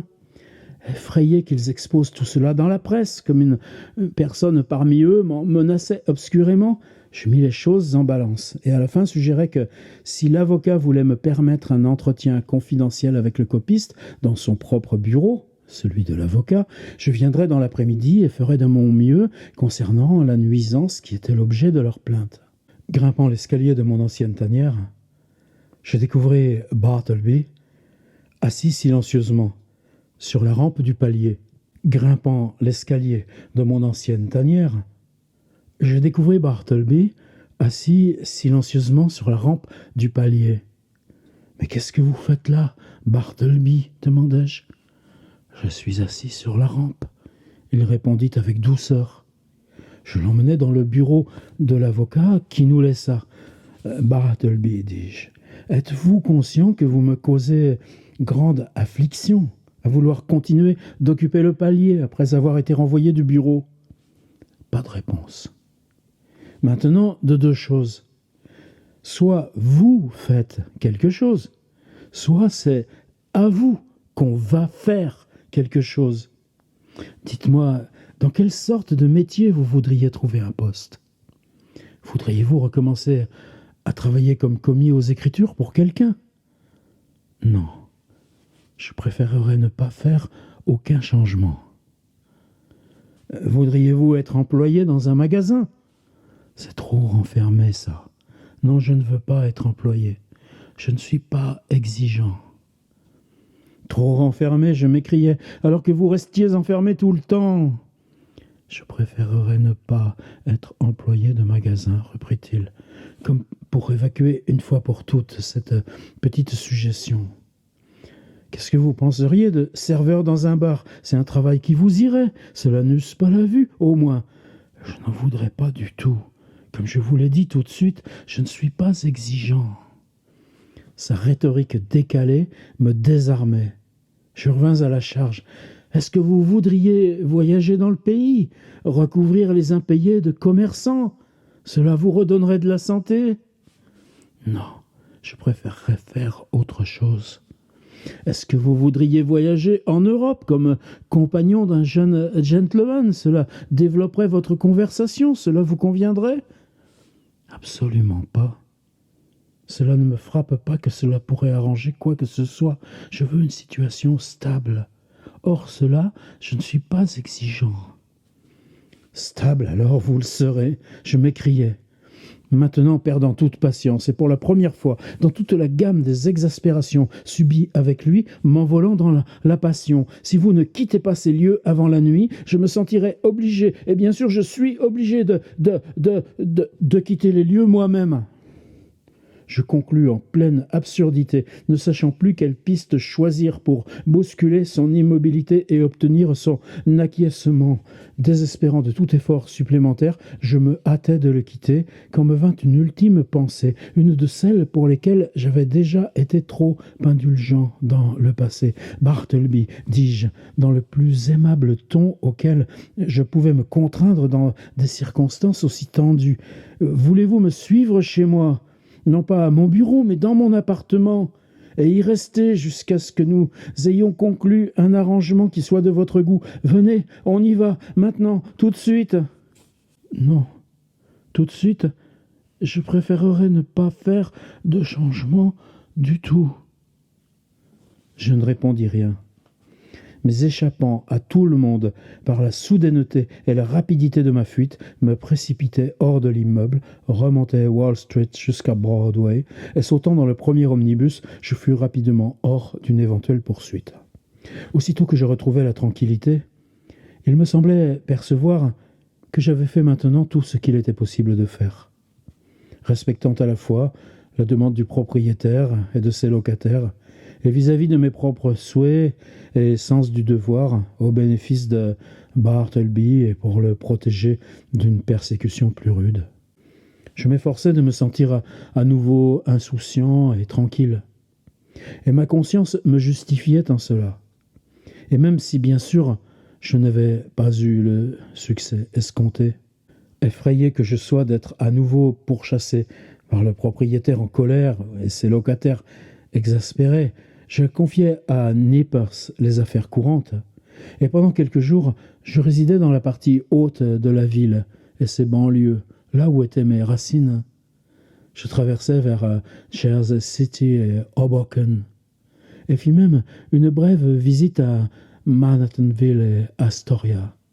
En fait, je restais quelque temps sans bouger dans mon coin d'origine. Quand à nouveau je revins au bureau, hélas, je trouvai un message du propriétaire sur ma table. Je l'ouvris les doigts tremblants. Il m'informa que le copiste avait été remis à la police, qui avait transféré Bartleby à Toms, comme clochard. En outre, comme j'en savais plus sur lui que n'importe qui d'autre, il me suggérait de m'y rendre et d'établir une déposition convenable concernant les faits. Ces nouvelles eurent sur moi un effet contradictoire. D'abord, je fus indigné, mais ensuite je les approuvai plutôt. L'énergie et le pragmatisme du propriétaire l'avaient conduit à adopter une démarche dont je ne pensais pas que j'aurais pu la décider moi-même. Et à tout bien considérer, en des circonstances si particulières, cela semblait bien la seule solution. Comme je l'appris par la suite, le pauvre copiste, quand on lui apprit qu'il serait conduit à Toms, n'offrit pas la moindre résistance, mais à sa terne et impassible façon acquiesça silencieusement.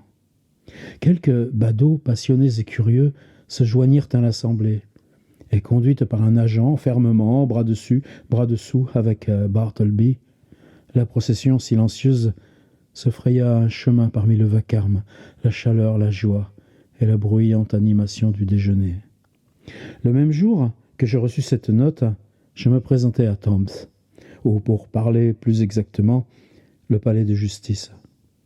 Devant l'officier responsable, j'exposai le but de ma démarche et fus informé que l'individu que je décrivais y était en effet détenu. J'assurai alors au fonctionnaire que Bartleby était un parfait honnête homme, qu'il fallait prendre soin de lui avec compassion, même si son comportement était quelque peu excentrique.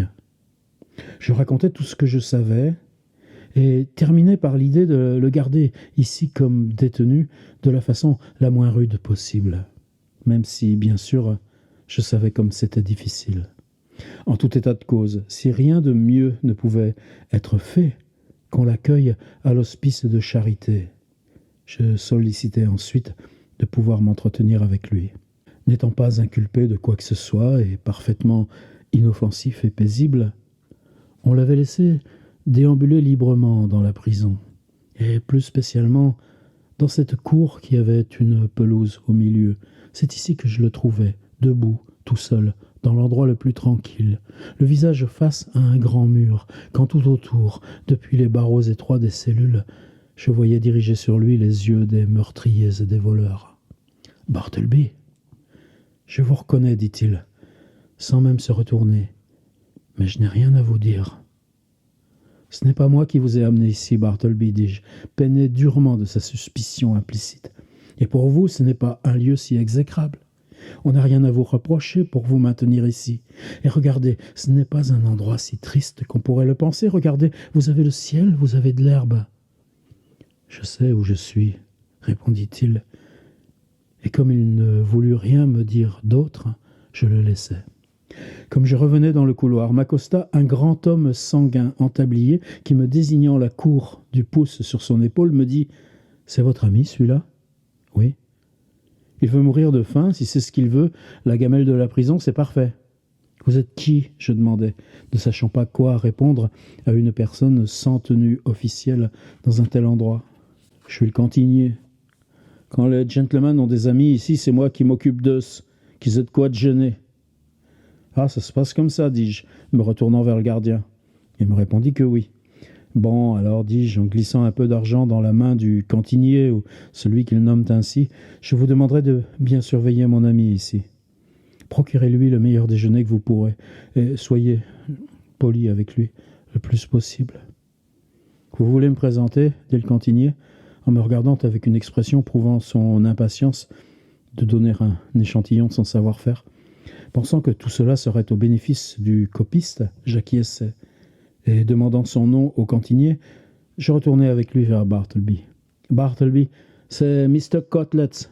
Elle vous sera bien utile. »« Votre serviteur, monsieur, votre serviteur, » ajouta le cantinier, en lui faisant une basse révérence derrière son tablier. « J'espère que vous trouverez votre déjeuner agréable, monsieur. Des grands espaces, des appartements frais, monsieur. J'espère que vous resterez avec nous quelque temps. On fera tout pour le mieux. Puis j'espère que madame Cutlets et moi-même aurons le plaisir de vous recevoir pour déjeuner, monsieur, dans notre propre appartement. » « Je préférerais ne pas déjeuner aujourd'hui, dit Bartleby, se détournant. Je suis en désaccord avec cela. Je n'ai pas l'habitude de déjeuner.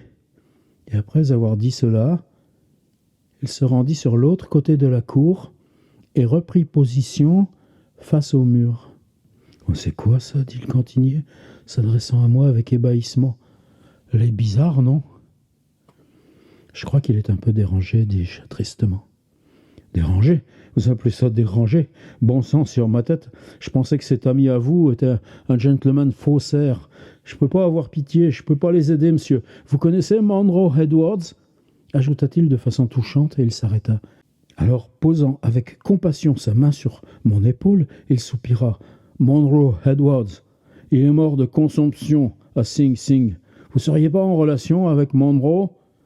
Non, je n'ai jamais été en relation avec aucun faussaire, mais je ne peux pas rester plus longtemps. Gardez un œil sur mon ami, vous n'y perdrez pas, je vous reverrai. Quelques jours encore, j'obtins un nouveau permis de visite pour Tombs, et m'en allais par les couloirs en quête de Bartleby, sans parvenir à le trouver. « Je l'ai vu sortir de sa cellule il n'y a pas si longtemps, dit un gardien. Il doit être à traîner dans la cour. » Je partis dans cette direction. « Vous cherchez l'homme qui ne dit rien ?» dit un autre gardien en me dépassant. « Il est couché par là-bas. Il dort dans la cour. Je l'ai vu encore il y a 20 minutes. » La cour était parfaitement calme. Elle n'était pas accessible au commun des détenus. Les murs qui l'abordaient, d'une épaisseur étonnante, retenaient tous les sons derrière eux. Le caractère égyptien de la construction pesait sur moi de façon glauque. Mais un doux gazon emprisonné poussait sous les pieds, poussait là, au cœur des pyramides éternelles, semblait-il, par une étrange magie, à travers les fissures ou les graines portées par les oiseaux.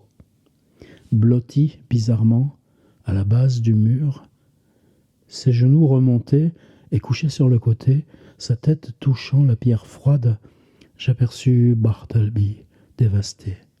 Mais rien ne remuait. Je m'arrêtai, puis vins auprès de lui. Me penchant sur lui, je vis que ses yeux étaient grands ouverts. Sinon, il semblait endormi profondément.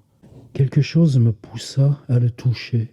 J'attrapai sa main, et un frémissement électrique me remonta le bras, me traversa de la moelle épinière jusqu'aux pieds.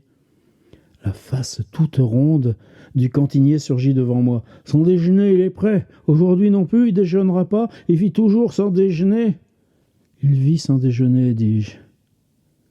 Et je lui fermai les yeux. « Et roupille, non ?»« Avec les rois et les princes, murmurai-je. » Il ne me semble pas qu'il y ait besoin d'approfondir plus loin cette histoire. L'imagination suppléera aisément au maigre compte rendu de l'internement du pauvre Bartleby. Mais avant de quitter le lecteur, je voudrais dire que si ce bref récit l'a suffisamment intéressé et éveillé sa curiosité à savoir qui était Bartleby et quel genre de vie il mena avant que le présent narrateur en fasse rapport, je peux seulement répondre que cette curiosité, je la partage entièrement, mais que je suis incapable d'y satisfaire. Au point de difficilement savoir s'il m'est possible de divulguer un point mineur de cette rumeur qui me parvint quelques mois après le décès du copiste. Sur quelle base elle repose, je ne peux même pas le vérifier. Et bien sûr, en quelle proportion elle est vraie, je ne peux l'établir. Mais attendu que ce vague rapportage n'était pas sans avoir suscité de mon côté un intérêt étrangement suggestif, même si triste, il pourra en être de même pour d'autres. Aussi j'en ferai brièvement mention. Ce bruit, le voici, que Bartleby avait été un commis aux écritures subordonné au bureau des lettres mortes à Washington, et qu'il en avait été soudainement révoqué par un changement administratif. Quand je pense à cette rumeur, je ne peux pas préciser plus adéquatement l'émotion qui me prend. Lettres mortes ? Est-ce que cela ne sonne pas comme homme mort ? Concevez un homme par nature et infortune enclin au désespoir, blafard. Est-ce qu'aucun poste ne serait plus apte à le rehausser que celui de continuellement manipuler ces lettres perdues et les livrer aux flammes ? Parce qu'on les brûle annuellement par pleine charretée. Parfois, du tas de papier, le terne commis trouve une alliance. Le doigt auquel elle était destinée, peut-être, est devenu cendre. Un billet de banque offert par élémentaire charité, et celui à qui il était destiné ni ne mange, ni même n'aura plus jamais faim. De l'espoir pour ceux qui meurent sans espoir. De bonnes nouvelles pour ceux qui meurent suffoqués par de constantes calamités. Aux courses de la vie, ces lettres conduisent à la mort. Ah, Bartleby, ah, humanité. Ah, Bartleby, ah, humanité.